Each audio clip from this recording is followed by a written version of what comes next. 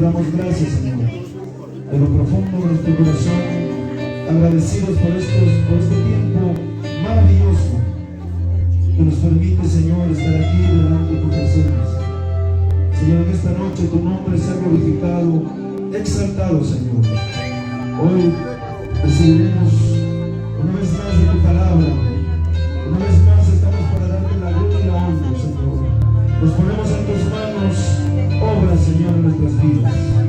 Obra, Padre, en lo más profundo de nuestro ser.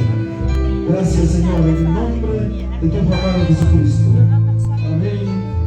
Y amén, hermanos. Palmas al Señor. Y vamos a adorarlo, vamos a cantar.